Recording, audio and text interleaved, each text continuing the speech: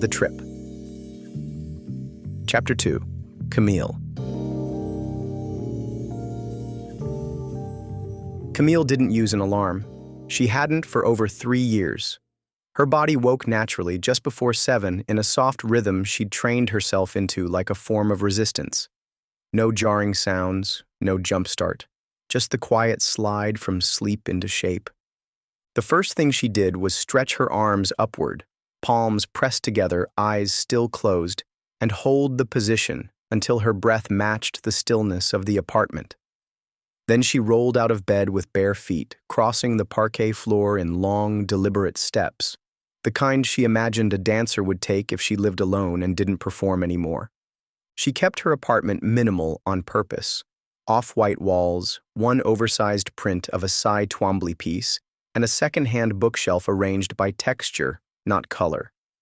There was a chair by the window she never sat in, and a small kitchen table with 2 chairs, though she only ever used one. The apartment was in Yorkville, tucked on the far edge of the Upper East Side, just enough removed to avoid the curated tension of Park Avenue but still close to the gallery. The rent was laughable for what it was, locked in years ago through some art world sublet handshake. She never bragged about it, but she never planned on leaving either. Her phone was face down on the kitchen counter, untouched overnight. She didn't believe in sleeping with it nearby. She believed in mornings with intact silence. She poured water into the stovetop kettle and took her time slicing 2 figs onto a shallow ceramic plate. She sprinkled them with cracked black pepper and sea salt. Ritual, not luxury. The kettle hissed quietly. She steeped her tea and took it to the window, not the table. Outside, the light was gentle, catching on the upper floors of the pre-war buildings across the street like it was trying to apologize for yesterday's chaos. She checked the time. 7:24. Plenty. Camille never rushed in the morning. The gallery opened at 10, but she liked arriving early, before the lighting adjusted and the space remembered it was a gallery. Some curators relished deadlines and fundraising and the institutional scramble. Camille believed in tempo, in the way silence framed sound, or how empty rooms could teach you about what filled them. She had only taken the job at the Metropolitan Gallery of New York because it was broad enough, not the Met and not MoMA, smaller, more angular, tucked just south of the Frick. It gave her room to program quietly ambitious shows and avoid the donor drama that came with fame. Still, she kept a folder of rejections, printouts of emails that said her ideas were too thematic or too conceptual or not immediate enough for our audience. She didn't reread them, but she never threw them out. By 8:10, she was in the bathroom, sweeping her hair into a low knot, secure but slightly loose at the sides. She wore no foundation, only eyeliner and a pale lip balm, the kind that looked undone on purpose. Her style was more mood than fashion. Wide-legged pants, soft knits, jackets that could belong to another decade or another city. Today, it was a deep navy shirt tucked into slate gray trousers. No jewelry, except for the small gold band on her right hand. A gift from her mother when Camille had left Paris for New York, with a note inside the box that read, "You're allowed to change your mind." She hadn't yet. Camille arrived at the gallery just after 9. She used the side entrance on 74th, the one with the buzzed-in door and the discreet plaque no one ever noticed unless they were looking for it. She liked the anonymity of it. Inside, the hallway still smelled faintly of wood polish and the dust of old catalogs. The gallery was quiet, that polished, museum-grade quiet that feels less like silence and more like suspension, a kind of held breath. She walked through the main exhibition space, heels clicking softly, then paused in front of the new installation, a series of minimalist sculptures by a Japanese artist named Aiko Tanemura. Camille had spent months negotiating the show. It was delicate work, securing the right pieces, convincing the board, flying to Kyoto twice without reimbursement. The sculptures stood on pale pedestals spaced generously apart. Each one was made of charred cedar and fine silver wire. They were almost skeletal, fragile-looking, yet so controlled they seemed immune to gravity. The show didn't open until next week, but Camille found herself standing there for 10 minutes, unmoving, just watching the way the morning light caught the silver thread. She didn't like noise in the gallery. There was no ambient soundtrack, no coffee cart in the lobby, nothing branded. That was part of the reason she'd stayed so long. The Metropolitan Gallery didn't pretend to be anything other than what it was: a clean space for art and serious people who cared about it. She went to her office, a narrow room with floor-to-ceiling shelves, 2 mismatched chairs, and a desk that once belonged to the founder.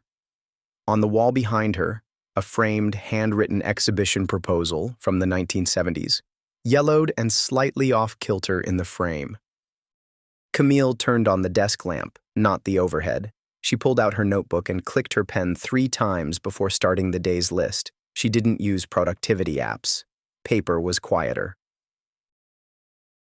Just before 10, her assistant knocked once, then opened the door without waiting.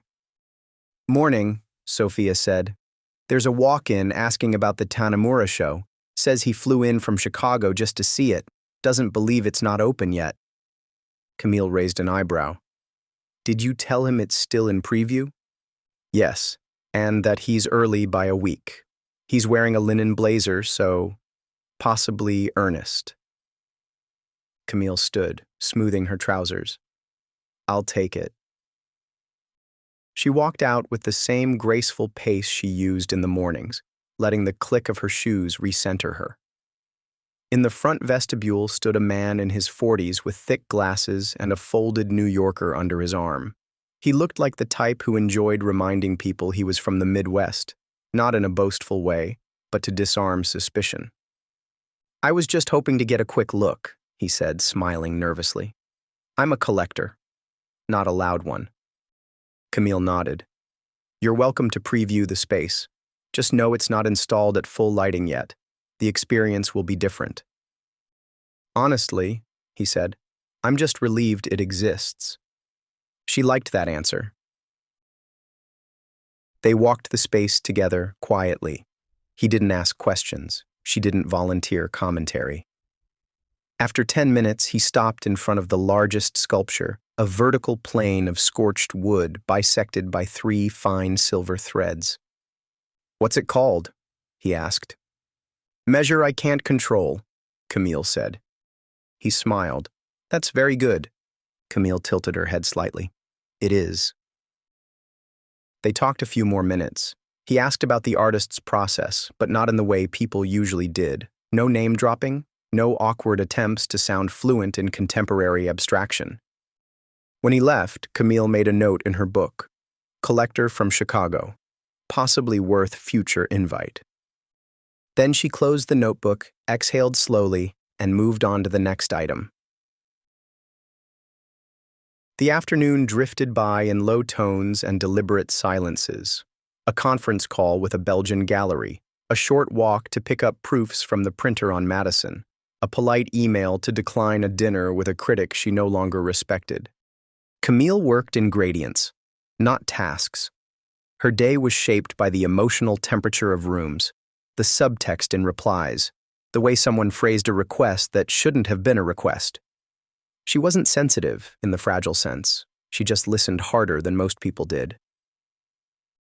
By 4:30, the gallery had thinned out. She stood at the front windows for a while, watching the shadows shift against the buildings across the street. People moved in waves. Joggers, dog walkers, delivery bikes threading traffic with soft defiance. She thought of Paris sometimes, not often. She still had friends there, artists mostly. One had written to her last month asking if she'd consider co-curating a show in Marseille next spring. She hadn't answered yet. She liked the idea more than she liked the logistics. New York was harder to leave now, even temporarily. It wasn't about ambition, it was about rhythm. Camille had built something here, not fame, not money, but shape. A life with edges and structure. the kind you notice only when someone else tries to move through it. Around 5, she got a text from her brother. Heard from Christian. He's coming to the wedding. Heads up. Camille stared at the screen for a full 30 seconds before locking it again. She didn't reply. She sat back in the desk chair, her arms folded loosely across her chest, and exhaled through her nose. Christian was the kind of ex who didn't have to be dramatic to be disruptive. He was measured, intelligent, and perfectly capable of ruining a week with one sentence. The breakup had been mutual, clean even, but it had never fully settled. Like smoke in a high-ceilinged room, not visible, but still there. Camille reached for her pen. She clicked it once, then didn't write anything. She stayed another hour, organizing logistics for the opening, finalizing the seating chart for the donor preview. She had learned early never to underestimate how much drama could unfold over canapé placement. At 6, she shut her laptop with quiet finality. She turned off the desk lamp and left the gallery without looking back at the installation. Aiko's work didn't like being stared at too long. Outside, the light had changed. New York at 6:30 in early autumn was a city in soft friction, bright storefronts against a cooling sky, voices rising just loud enough to feel cinematic. Camille walked down Lexington, cutting toward the park. She didn't take the subway in the evening. She preferred the long walk home, the decompression of blocks between her and the next thing. She passed a couple, arguing quietly outside a wine bar, a man in a tailored coat smoking something rolled, a kid sitting on the steps of a brownstone, texting like it was urgent. Camille walked without headphones. She liked hearing the city edit itself. She turned left on 79th and took the long way through Central Park. She walked with the easy confidence of someone who didn't need to be anywhere immediately. The park was quieter this time of day, just enough commuters heading home to feel safe, just enough solitude to allow her thoughts to stretch. The air smelled like earth and grass and something floral she couldn't place. She passed a man walking a greyhound in a Harrington jacket, a couple taking photos by the stone bridge, a cello player tuning his strings under the terrace arches but not yet playing. Camille slowed near the Bethesda fountain, not out of nostalgia, she didn't believe in that, but because the symmetry of it always reset something in her. She sat briefly on the edge of the stone railing, letting her eyes drift across the water. The sound of footsteps approached behind her. "Didn't expect to see you out in the wild," said a voice. She turned her head slightly. Daniel Brooks. He wasn't smiling, but his face was open. He wore a navy coat and carried a canvas shoulder bag that looked like it had been through 5 continents.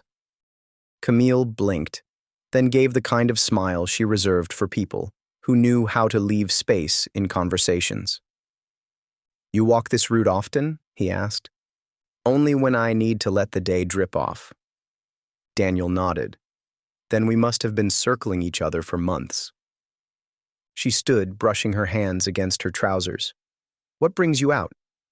He gestured vaguely. "Interview downtown ran late. Needed to walk. My brain doesn't reset on the subway." She understood that instinct. They walked together without deciding to. West toward the Museum of Natural History, then south along Columbus. Their conversation was like a well-paced gallery tour, lingering, unhurried, just enough silence between pieces. They talked about Tokyo art residencies, a new exhibition at Gagosian neither of them liked but respected, the rise of AI curators, the smell of old paper, a dinner once shared with an artist who only ate white foods. No flirting, but a charge, the kind that exists when 2 people speak without pretense. By the time they reached 67th, the sun had nearly dropped behind the buildings, casting long shadows across the sidewalk. Daniel checked his phone, then slipped it away again. "I'm supposed to meet someone, but I'd rather keep walking." Camille raised an eyebrow. "Don't let me disrupt your schedule." He paused, then smiled just slightly. "It's all right." She wasn't the kind you rearrange for. Camille tilted her head. But you showed up anyway. He shrugged. Old habits. She didn't ask more. He didn't offer. It was the kind of mutual discretion Camille appreciated. They stood for a moment at the corner of Amsterdam and 66th. The hum of traffic rose around them like a score cue. Daniel nodded once. See you Thursday? Possibly, she said. She walked the rest of the way alone, her pace slower now. Her body had absorbed the conversation, the kind that didn't demand much in the moment but left a subtle tension in its wake, a pull toward replaying lines, weighing silences. She stopped for groceries at a small corner store on Lexington Avenue. Sheep's milk yogurt, Sicilian olives, one very ripe avocado. No basket. She liked the constraint of carrying only what she needed. By the time she reached her building, the sky had gone fully blue-black. The block was quiet, the kind of quiet only Upper East Side could manage without feeling empty. She climbed the stairs, 2 at a time, and keyed into the apartment without turning on the overhead light. She put the groceries down, poured herself a glass of Barbera, and stepped out onto the fire escape. The air felt cooler now. The city was humming below, not loud, just present. She could hear fragments of a saxophone somewhere far off, and the occasional burst of laughter from the bar down the street. Camille lit a cigarette. She only smoked like this once a week, maybe less, one alone, with wine and no one else watching. She thought of Christian, briefly, not sentimentally. Just the way a name drifts in on a certain chord of evening air. She thought of the gallery, of Daniel, of the strange satisfaction in an unfinished day. She dropped the phone on the table and pulled her knees up, letting her back rest against the brick. A small smile played at the corner of her mouth. Not joy, not irony. Just the calm awareness that something new was beginning. Something slow, but certain. Like art. Or erosion.